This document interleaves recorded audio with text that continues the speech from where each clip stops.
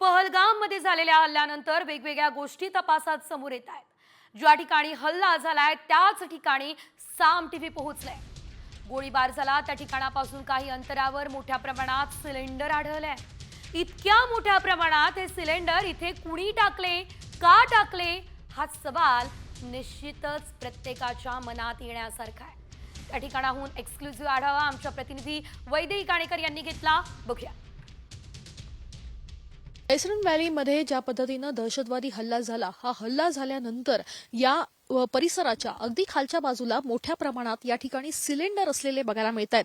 आपण बघतोय की हे सिलेंडर या परिसरामध्ये मोठ्या प्रमाणात पडलेले आहेत। आपण बघतोय की हे जवळपास टप्प्याटप्प्यानं अनेक ठिकाणी जे आहेत ते हे सिलेंडर पडलेले बघायला मिळत आहेत। मात्र हे सिलेंडर या ठिकाणी आले कसे किंवा कोणी टाकलेत या संदर्भात अजून कुठलीही माहिती मिळू शकलेली नाहीये।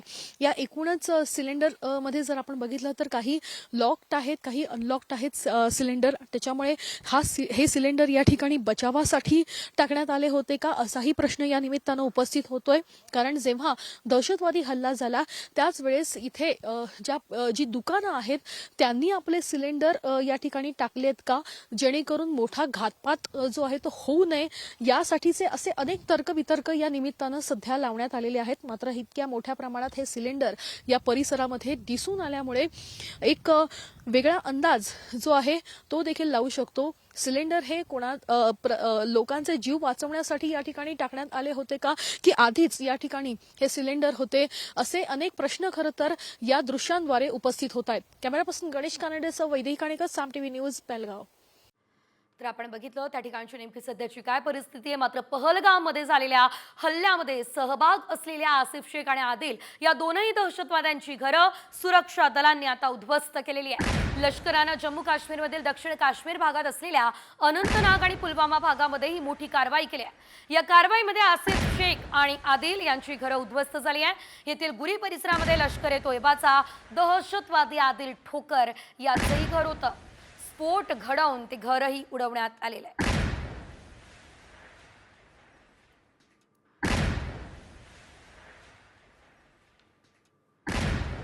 पुढे आणखी एक मोठी बातमी आहे। पहलगामच्या हल्ल्यानंतर भीतीपोटी पर्यटकांनी काश्मीर बुकिंग रद्द करायला सुरुवात केलेली आहे। हल्ला झाल्यापासून ट्रॅव्हल्स एजन्सीजना तिकीट रद्द करण्यासाठी फोन येत आहे। फक्त काश्मीरच नाही, लडाख, गुलबर्ग या भागामध्ये जाणाऱ्या पर्यटकांनी सुद्धा आपल्या बुकिंग रद्द केल्या आहेत। होल्ड फॉर 121 याबाबत ट्रॅव्हल एजन्सीकडे मालक देशपांडे यांच्याशी या संदर्भात आता मालक देशपांडे यांच्यासोबत बातचीत केली आमचे प्रतिनिधी अभिजित देशमुख यांनी। काश्मीर पाहण्यासाठी जाणाऱ्यांची संख्या मात्र सध्या रोडावल्याचं पाहायला मिळतंय। एकंदरीतच ती घटना घडल्यानंतर पर्यटकांमध्ये देखील एक भीतीचं वातावरण पाहायला मिळतंय।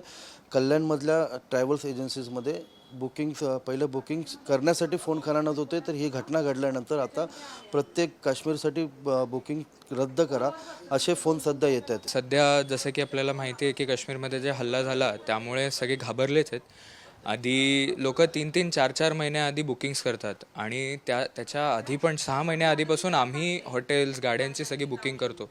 तर आत्ता ते सगळ्यांचे जे कॅन्सलेशन्स आलेत तर ते घाबरलेत, सगळे त्या भागात जाण्यासाठीच घाबरलेत। काश्मीर हे खूप सुंदर आपलं एक राज्य आहे। 2019मध्ये 370 काढल्यापासून लोकांचं तिकडे पर्यटन आकर्षण वाढलेलं आहे। काश्मीरसारखी जागा नाही पूर्ण भारतामध्ये आणि आता तिकडेच लोक जाण्यासाठी घाबरत आहेत। तर त्यामुळे आता टुरिझमवरती आणि पर्यटन विभागावरती खूप मोठा फरक पडतोय। कॅमेरा पर्सन नितीन खलातसह अभिजित देशमुख, साम टीव्ही। आणि यानंतरची एक मोठी बातमी आहे। काळी फीत बांधून नमाज पठण करण्यात आलेले आहे। ओवीसींनी हे नमाज पठण केलेले आहे। ओवीसींकडून पहलगाम हल्ल्याचा निषेध केला जातोय। त्यांनी काळी फीत बांधलेली आहे आणि या हल्ल्याचा निषेध केलेला आहे। सोबत असलेल्या आपल्या कार्यकर्त्यांना सुद्धा त्यांनी काळी फीत बांधण्यास सांगितलंय।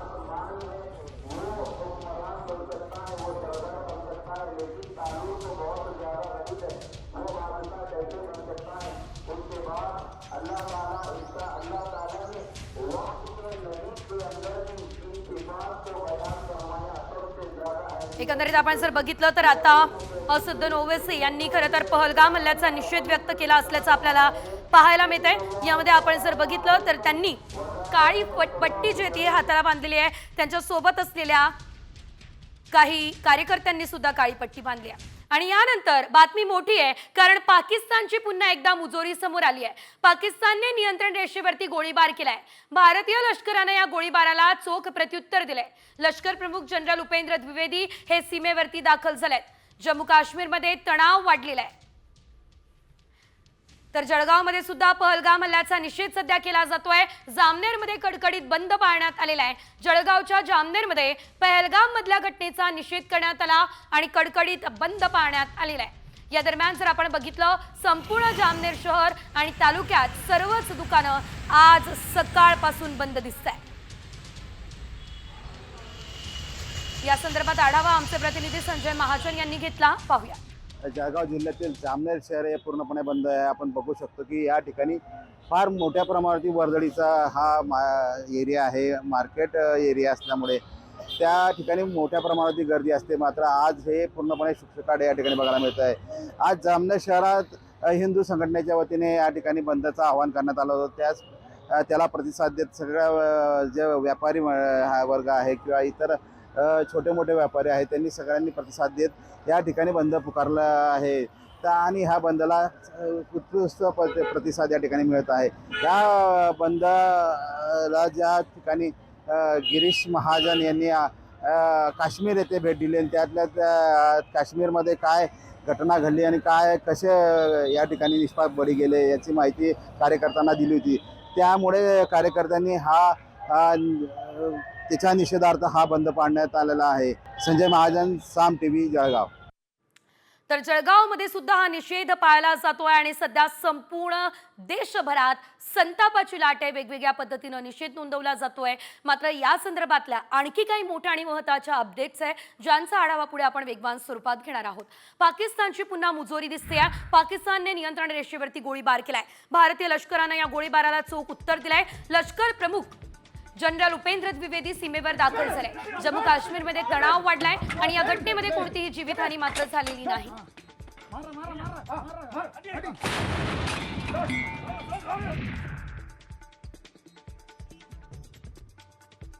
पंजाबमधल्या फिरोजपूरमध्ये बीएसएफ जवान चुकून 0 लाईनवरती गेलाय. पाकिस्तानी रेंजर्सच्या तो ताब्यात सापडलाय. फिरोजपूर हे भारत पाकिस्तान सीमेवरील एक विभाग आहे आणि G0 लाईनचा हिस्सा आहे. सीमा सुरक्षा दलाचा सैनिक तिथल्या क्षेत्रामध्ये पाहणी करत असताना चुकून सीमापार गेलेला आहे.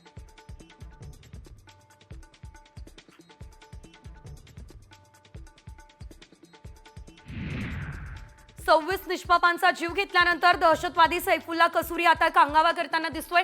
हल्ला आपण केलाच नाही असं सैफुल्ला म्हणतोय. शिवाय भारतानं कठोर भूमिका घेतली आहे, पाकिस्तान विरोधात कारवाई केली आहे. त्यामुळे सैफुल्ला कसुरी बिथरलाय. भारत पाकिस्तानवर उगाच कारवाई करत असल्याच्या उलट्या बोंबा तो मारताना दिसतोय.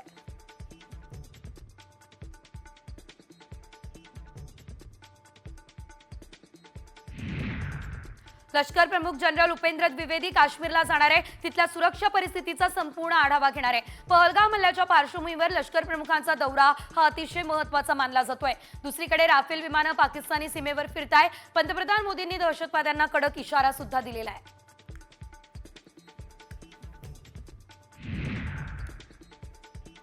पहलगाम हल्ल्यानंतर अमेरिकेने भारताला पाठिंबा दिला असल्याचं बघायला मिळतंय. भारतानं दहशतवाद्यांना कठोर शिक्षा द्यावी. दहशतवाद विरोधात अमेरिका भारतासोबत आहे असं अमेरिकेने म्हटलंय. पंतप्रधान मोदी आणि भारतीय लोकांना आमचा पाठिंबा आहे असं राष्ट्राध्यक्ष ट्रम्प म्हणाले.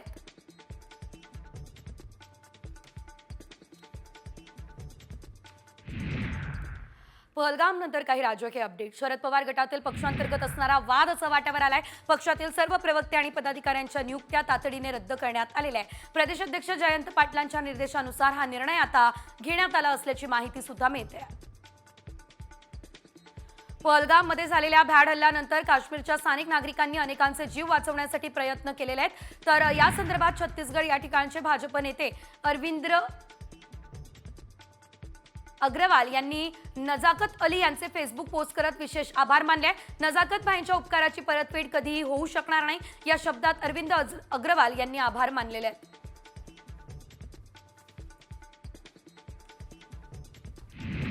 पहलगाम हल्ल्याबाबत केंद्रीय मंत्री किरेन रिजिजू यांनी मोठं विधान केलं. पहलगाम हल्ल्यामध्ये सुरक्षेत चूक झाली अशी कबुली सर्वपक्षीय बैठकीमध्ये सरकारने दिल्याची माहिती रिजिजूंनी दिली आहे. नेमकं कुठे चुकलं याचा शोध घेणार असंही त्यांनी सांगितलंय.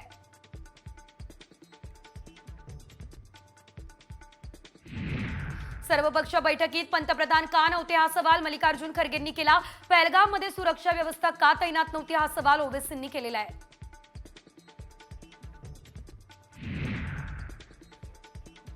पहलगाम दौऱ्यावरून टीका झाल्यानं शिंदेंनी स्पष्टीकरण दिलं. हल्ल्यानंतर तिथे गेलेले महाराष्ट्रातले लोक भयभीत झालेत. त्यांचे फोन येत होते, त्यामुळे तिकडे गेलेलो असं ते म्हणाले. 4 विशेष विमानांची व्यवस्था त्यांना आणण्यासाठी केली आणि त्यांना राज्यात परत आणलं असंही शिंदेंनी सांगितलं.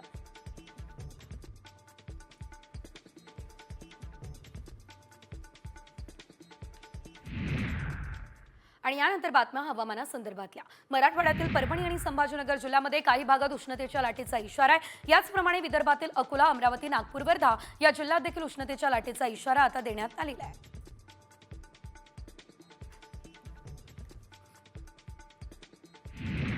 चंद्रपूर जिल्ह्याच्या ब्रह्मपुरीमध्ये सलग दुसऱ्या दिवशी सर्वाधिक तापमानाची नोंद झालेली आहे. ब्रह्मपुरी या ठिकाणी तापमान 45.9 अंश सेल्सिअस इतकं नोंदवलं गेलंय. विदर्भातील 3 शहरांमध्ये तापमानाचा पारा 45 अंशांच्या पार गेलाय. गेल्या काही दिवसांपासून विदर्भात नागरिकांना उष्णतेच्या लाटेचा सामना सुद्धा करावा लागतोय.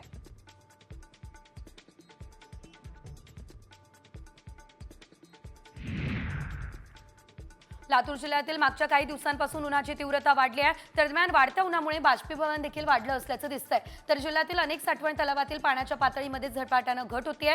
कावठाळा या साठवण तलावामध्ये केवळ 1% पाणीसाठा शिल्लक आहे. पाण्याचा काटकसरीने वापर करण्याचं आवाहन सुद्धा या दरम्यान केलं जात आहे.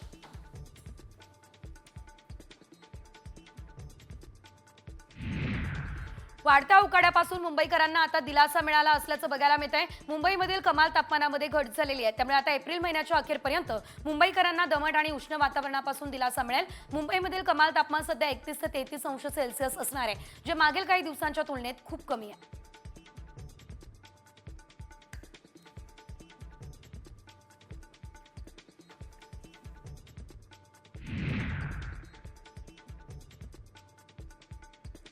विदर्भामध्ये काही भागामध्ये वादळी पावसाचा इशारा आहे. तर मराठवाड्याच्या बीड, नांदेड, लातूर आणि धाराशिव या जिल्ह्यात ढगांच्या गडगडाटासह पावसाचा अंदाज देखील बघायला मिळतोय. चंद्रपूर आणि गडचिरोलीमध्ये वादळी पावसाचा अंदाज सध्या वर्तवला जातोय.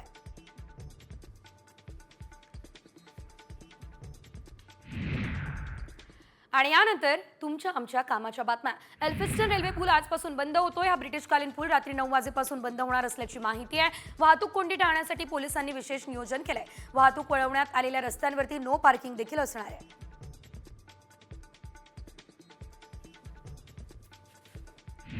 गृहनिर्माण संस्था नोंदणी शुल्क आता दुप्पट होणार आहे. राज्य सरकारनं महाराष्ट्र सहकारी संस्था नियमांमध्ये सुधारणा करण्यासाठीचा मसुदा सादर केला. 2025च्या मसुद्याअंतर्गत गृहनिर्माण संस्थांसाठी नोंदणी शुल्क 2500 रुपयांवरून 5000 रुपये केलं जाणार आहे. नियमांमध्ये गृहनिर्माण संस्था नोंदणी शुल्क दुप्पट करण्याचा आणि ऑनलाईन बैठकांना कायदेशीर मान्यता देण्याचा प्रस्ताव सुद्धा मांडण्यात आलेला आहे.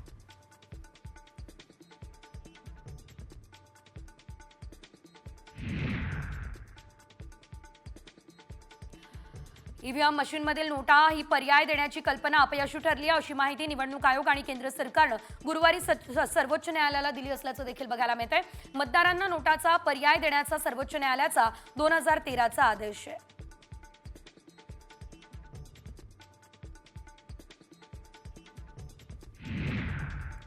आरे ते बीकेसी मेट्रोच्या वेळापत्रकामध्ये बदल करण्यात आलाय. मेट्रो 2 मार्गिकेच्या सुरक्षा चाचण्यांसाठी हा बदल केलाय. शुक्रवारी सकाळी 6:30 ते रात्री 9:30 असा सेवा कालावधी असणार आहे. तर शनिवारी सकाळी 7:30 ते रात्री 9:30 असा सेवा कालावधी असेल. रविवारच्या वेळापत्रकात सध्या तरी कुठला बदल नाही.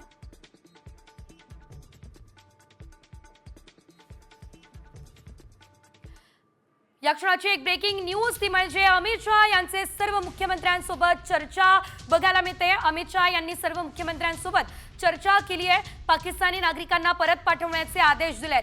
पहलगाम हल्ल्यानंतर अमित शहा ऍक्शन मोडमध्ये दिसत आहे आणि थेट आपण बघितलेलं होतं भारतीय सरकारनं सर्व पाकिस्तानी नागरिकांना 48 तासांचा कालावधी दिलेला होता. या हल्ल्यानंतर 48 तास देण्यात आलेले आहेत. अर्थातच आता केवळ एक दिवस शिल्लक आहे आणि आता अमित शहा यांनी पहलगामच्या हल्ल्यानंतर सर्व मुख्यमंत्र्यांसोबत, सर्व राज्यांच्या मुख्यमंत्र्यांसोबत बातचीत केली आहे आणि पाकिस्तानी नागरिकांना परत पाठवण्याचे आदेश दिलेले आहेत.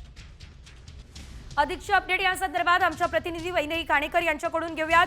वैदेही, आपण पाहतोय भारत सरकार ऍक्शन मोडमध्ये दिसतंय.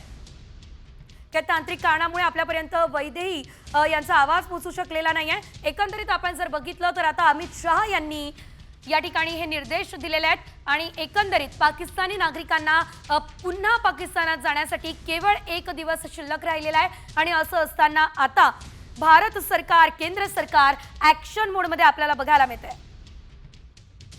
पुन्हा एकदा जाऊयात आमच्या प्रतिनिधी वैदेही काणेकर यांच्याकडे. वैदेही, आपण पाहतोय भारत सरकार ऍक्शन मोडमध्ये दिसतंय आणि आता अमित शहांनी सर्व मुख्यमंत्र्यांसोबत चर्चा केलेली आहे. काय नेमकी चर्चा झाली आहे या संदर्भात काय माहिती आहे?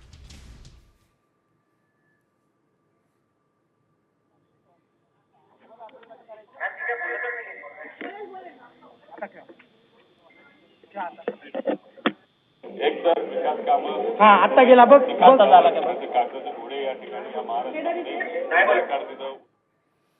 आपल्यापर्यंत वैदेहीचा आवाज पोहोचू शकत नाहीये. मात्र आपण एकंदरीत जर बघितलं तर अमित शहा यांनी मुख्यमंत्र्यांसोबत चर्चा केली आहे. निश्चितच ही अतिशय मोठी घडामोड सध्या देशात मानावी लागेल. यानंतर पुढे घेणार आहोत बातम्यांचा वेगवान आढावा. काही पाहुयात पाणी टंचाई संदर्भातल्या बातम्या. पहाटेपासून कोल्हापूरमध्ये जोरदार अवकाळी पावसाची हजेरी दिसते. ढगांच्या गडगडाटासह जोरदार पावसाला सुरुवात झालेली आहे. उन्हापासून हैराण झालेल्या नागरिकांना काहीसा दिलासा सुद्धा मिळाला असल्याचं आपल्याला बघायला मिळत आहे.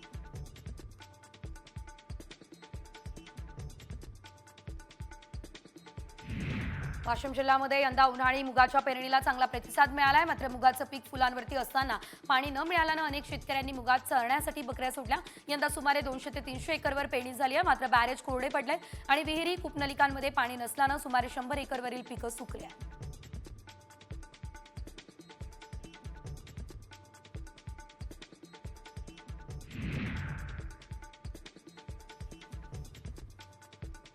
जळगावच्या चोपडा तालुक्यामध्ये गावातील पाण्याच्या नमुन्याचा अहवाल जिल्हा प्रशासनाला प्राप्त झालाय. चौगाव गावातील अनेकांना किडनीचे विकार होत आहे आणि असं असल्यानं ही तपासणी केली जाते. नागरिकांनी घाबरून न जाता आहे ते पाणी उकळून प्यावं असं आवाहन केलं जाते.